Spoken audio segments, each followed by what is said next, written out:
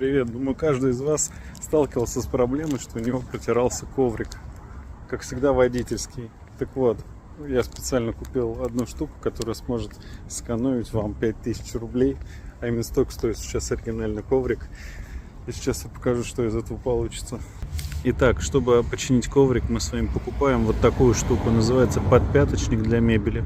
Он самоклеющийся. И видите, даже подходит по цвету. Если у вас не коричневый коврик, то черный, то точно подойдет. Просто отклеил пленку и наклеил.